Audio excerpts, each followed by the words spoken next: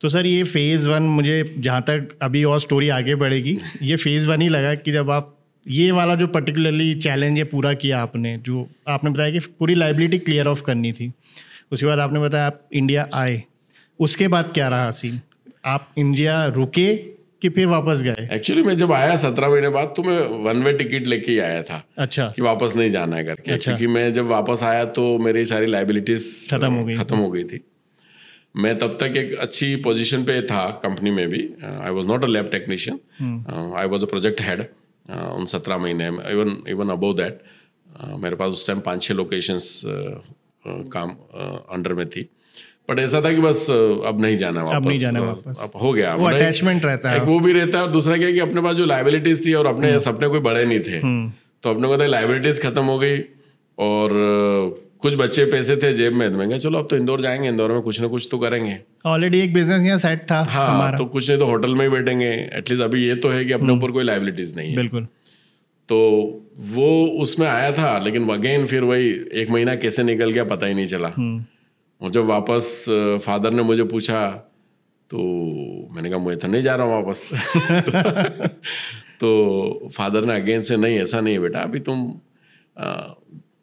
अभी एक स्टेप लिए आगे, थोड़ा और मेहनत करो, बच्चों को लेके जाओ साथ में, है ना, कोशिश करो फैमिली ले जाओ और वहाँ सेट होने की कोशिश करो, दूसरे लोगों को भी कोशिश करो कि आप ले जाओ। और फादर ने कन्विंस किया मेरे को कहीं ना कहीं, वाइफ को भी कन्विंस किया उन्होंने कि, और फादर का ऐसा था कि जहाँ पे भी रहो फैमिली के साथ रहो। फिर मैं जब गया तो विद इन 2 मंथ मैंने फिर वहाँ जाते से बोल सकते हो आप 1-2 महीने में मैंने फैमिली को वहाँ बुला लिया था वापस। और इसके बाद फेज़ 2 स्टार्ट हो गया। वही डिफरेंट वे में काम करना, मेहनत करना, फिर कुछ ना कुछ इन्वेस्टमेंट इधर उधर करना, सेल्फ बिजनेस स्टार्ट किया। फिर वहाँ पे हमने दुबई में, कुवैत में हमने 2004 में मैंने पहला खुद का कुवैत में बिजनेस सेटअप किया था। हमने ट्रेडिंग कंपनी हमने स्टार्ट की थी वहाँ पे। मैं जॉब भी कर रहा था, ट्रेडिंग करते थे हम, सब तरह की छोटे मोटे प्रोजेक्ट लेते थे हम लोग ऐसा। तो वो एक जॉब के साथ मेरा उसमें कॉन्फ्लिक्ट कुछ भी नहीं था। मेरा जॉब अलग था, ये मैं वर्क अलग करता था। और फिर मैंने उसमें भी कुछ लोग रखना शुरू कर दिए। धीरे धीरे से ये जर्नी चलती गई फिर। तो अच्छा सर, अभी इसमें थोड़ा सा मैं आपको रोकूंगा। तो जो मैं कभी इंसिडेंस जो अभी आया सामने, इसमें मैं पूछूंगा कि आप डेस्टिनी और बोलेंगे ना कि एक मैनिफेस्टेशन होता है किसी का, जैसे आपने मैनिफेस्टेशन वाला तो क्लियर कर दिया कि मेरे कोई बड़े सपने थे नहीं, लेकिन एक डेस्टिनी होती है। उसके बाद आप तो वापस आ गए और आपका जाने का भी मन नहीं था। अब वो जो डेस्टिनी शायद आप नहीं देख पा रहे थे, लेकिन आपके फादर ने देखी वो, क्योंकि आप हो सकता है इंदौर रुक जाते तो जहाँ जाए वो नहीं होते। तो ये क्या रहा कि बट ऑफ कोर्स जैसे क्या पुराने टाइम में ये होता है कि पेरेंट्स कभी भी फोर्स नहीं करते थे कि यार तू मुझे छोड़ के जा। वो हमेशा यही चाहते थे कि फैमिली हमारे साथ रहे। लेकिन वहीं अपोजिट आपके फादर की बात करें तो उन्होंने आपको वापस भेजा और इस बार फैमिली के साथ भेजा। तो क्या आप मानते हैं कि कुछ लिखा था जो शायद उन्होंने पढ़ा, आप नहीं पढ़ पा रहे थे उस टाइम, क्योंकि आप तो आ गए थे वापस 1 वे टिकट लेके। तो वापस जाने को आप कैसे देखते हैं? जैसे मैंने बोला, मैं फादर के काफ़ी क्लोज था एंड डेफिनेटली फादर ने भी काफ़ी मेहनत की। रेस्टोरेंट्स में 1 से 2, 2 से 3 इन्होंने भी नंबर ऑफ रेस्टोरेंट से स्टार्ट की इंदौर में।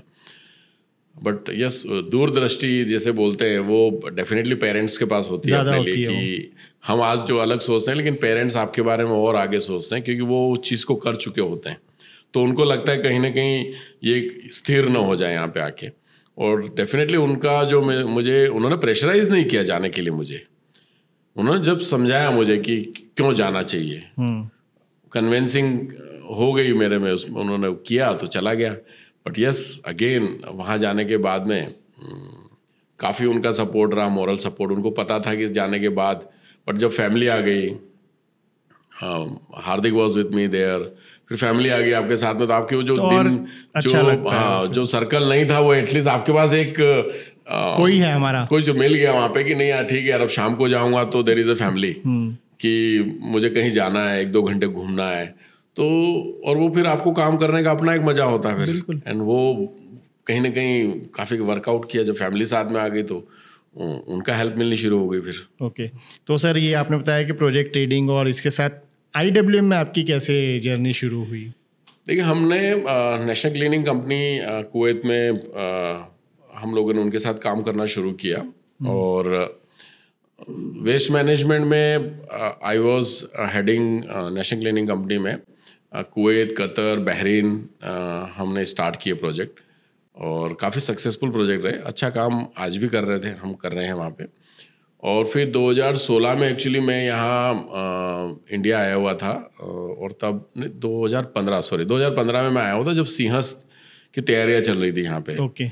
और आप किसी भी फील्ड में हो तो आपको उस फील्ड के बारे में ज़्यादा चीज़ें जाएगी। जैसे अगर आप मीडिया में हो, आप कंटेंट लिखते हो, आप कुछ चीज़ें करते हो तो आपको ज़्यादा चीज़ें वही दिखेगी। आप सारी चीज़ें इग्नोर करोगे। आप देखोगे यार ये LED इतनी अच्छी लगी है, इसमें ऐड इतनी अच्छी आ रही है।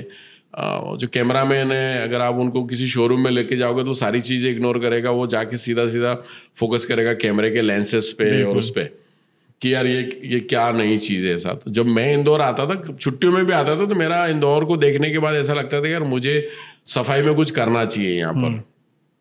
और इंदौर में उस टाइम चल ही रहा था काम, लेकिन एक टर्निंग पॉइंट और जैसे बोलते हैं वापस डेस्टिनी कहीं ना कहीं इस बार सर डेस्टिनी नहीं थी वो, इस बार मैनिफेस्टेशन था कि आपका एक मैनिफेस्टेशन था कि यार इंदौर में सफाई में कुछ करना है। मैं उज्जैन घूमने के लिए गया। अच्छा। और उज्जैन में जब टेंडर इसका फ्लॉट हो रहा था तो मैं वहाँ के अधिकारियों से मिला जाके। आई विल नॉट से any name and all this thing, but मैं अधिकारियों से मिला और मैंने उनको अपने आइडियाज़ दिए जो उन्होंने टेंडर निकाला था कि आप टेंडर लेके आ रहे हो। तो उनको मेरे आइडियाज़ अच्छे लगे कि नहीं यार ऐसा भी किया जा सकता। तो उन्होंने बोला यार आप क्यों नहीं पार्टिसिपेट करते इसमें। तो मैंने कहा यार मेरे पास तो इंडिया में अभी कुछ सेटअप नहीं है। तो बोले यार आप कर तो सकते हो। तो मुझे ऐसा लगा कि चलो 2 महीने महाकाल की सेवा करेंगे। और वो मैंने एक रिस्क ली। जो बजट गवर्नमेंट का था उससे कम में हमने कोट किया और उस प्रोजेक्ट को हमने उठाया। और वो प्रोजेक्ट हमारा 45 डेज का था, सिंहस्थ का। और मैंने यहाँ जितने वर्कर्स हायर किए थे उस पीरियड में, मैंने सबको बोल के हायर किया था कि तुमको सिर्फ 2 महीने के लिए मैं जॉब दूंगा। वो बड़ा क्योंकि मेरा 2 महीने का ही प्रोजेक्ट था और मेरे को ऐसा था कि 2 महीने बाद तो वापस जाना है अपने पास मिडिल ईस्ट में बिजनेस चल रहा है। तो यहाँ चलो महाकाल की सेवा हो जाएगी। और 2 महीने के लिए ही मैंने जितने भी टॉप टू बॉटम जो भी हायर किए थे और बोल के किया था कि 2 महीने का आपका जॉब रहेगा। हमने सिंहस्थ चालू किया and by the time yes father was happy. एक होता है ना पेरेंट्स को कि अब एक टाइम के बाद उनकी भी इच्छा होगी थी कि तू वापस आ जा। अब वो इच्छा होने लगी। अब उनको लगने लगा कि तू वापस आ जा। तो जब मैं 2016 में शुरू किया तो पेरेंट्स वाज वेरी हैप्पी कि चलो एटलीस्ट कुछ तो किया, भले 2 महीने के लिए किया बट कुछ तो किया। उनको वहाँ पे लग रहा होगा कि शायद 2 महीने करेगा तो अब रुकेगा। और हुआ भी ऐसे ही।